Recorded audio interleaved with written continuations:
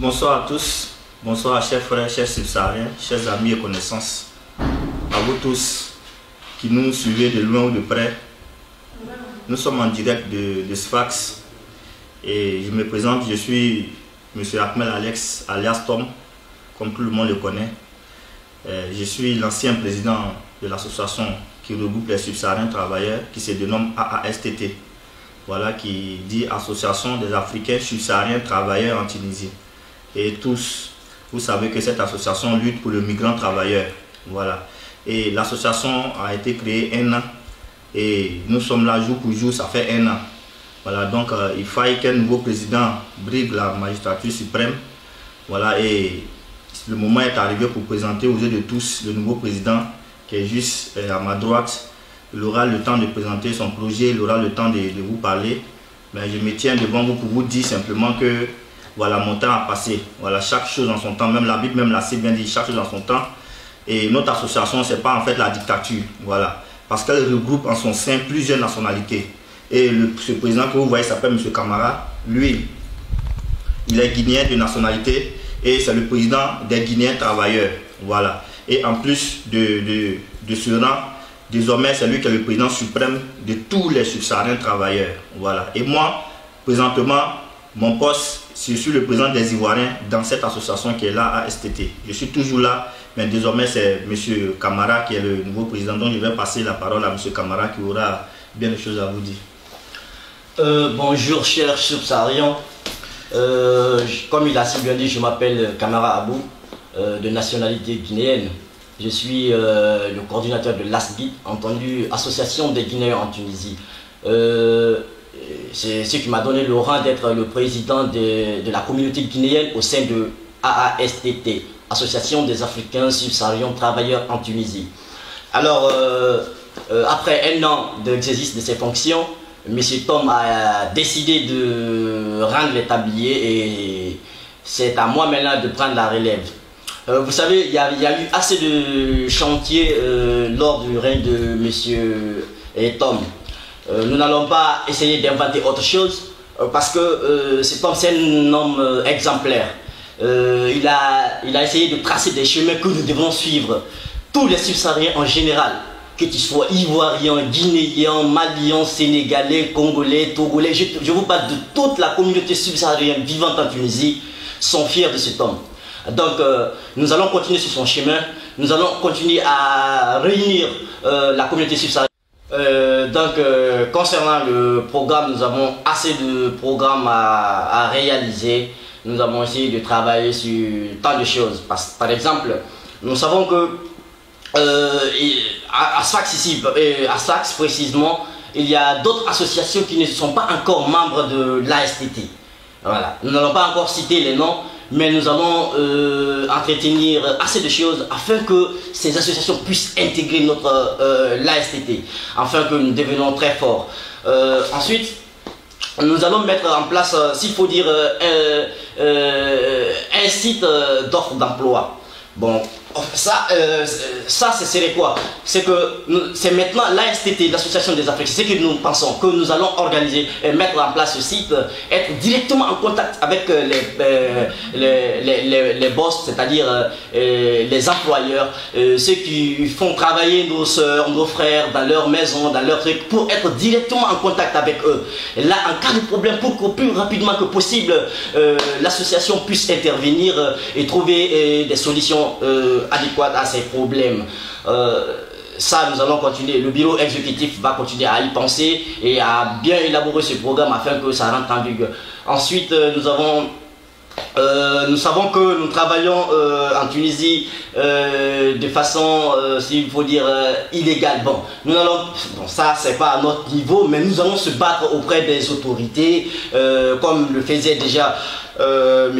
Ahmed, l'ancien président. Nous allons continuer sur ce chemin afin que vraiment les conditions de travail des migrants soient aussi un peu améliorées, afin que nous soyons respectés dans le cadre du travail. Parce qu'ensemble nous devenons très très forts. Mais à rang dispersé, nous ne pouvons rien. Si nous réunions nos voix afin de défendre la communauté subsaharienne, je pense bien que nous pouvons aboutir. Nous pouvons atteindre l'objectif fixé et nous allons aller très très loin. Nous allons se faire respecter. Mais quand on est en rang dispersé, on ne peut pas se faire respecter. Alors c'est ça, en fait, l'objectif de notre association. Être un et indivisible, main dans la main, nous pourrons aller très très loin. Merci. Ok, je vous remercie encore, chers compatriotes. Bon, et comme je vous avais dit tantôt, je suis toujours là dans l'association. Et désormais, je suis vice-président chargé des affaires étrangères. Ce qui veut dire, c'est un exemple, quand un subsaharien a un problème à la police, ou quelle que soit la situation, quel que soit où il est, que ce soit au travail avec son patron ou sa patronne, que ce soit avec un Tunisien, que ce soit avec son propre frère, voilà, je suis chargé d'essayer de régler cette situation, voilà. Et nous avons encore plusieurs programmes. Nous avons bien commencé au niveau, comme on appelle, la légalisation de l'association. Vous savez, tous comme moi, quand Tunisie, ici, c'est pas facile pour avoir les papiers. La preuve, c'est que nous, les travailleurs, nous n'avons aucun papier. Nous n'avons aucun papier, voilà. Et pour avoir un papier, il faut être étudiant, il faut agir en tant qu'étudiant. Voilà. Donc c'est pour dire que nous travaillons sous des faux papiers. Mais ce que je peux dire à toute la grande communauté subsaharienne, avec l'arrivée du nouveau président, nous allons faire des espoirs. Pourquoi? Et nous avons commencé la légalisation de l'association jusqu'à ce que cette année finisse. Inch'Allah, je pense que nous allons légaliser l'association pour qu'enfin, de manière juridique, nous soyons reconnus, pour que nous arrivions à taper plus dur. Parce que nous tapons, mais nous avons des limites. Donc il faut que nous soyons légaux afin de pouvoir être encore plus rigoureux dans nos protestations. Parce que nous avons beaucoup à faire. Il faudrait que je vous dise que nos ambassades en fait sont limitées dans le travail. Ce n'est pas parce qu'elles n'ont pas la capacité, mais elles sont limitées parce que nos ambassades viennent ici en tant que, comme on appelle, des diplomates. Et donc, le rôle des responsables communautaires que nous sommes, c'est ça en fait. Taper dur là où l'ambassade ne peut pas.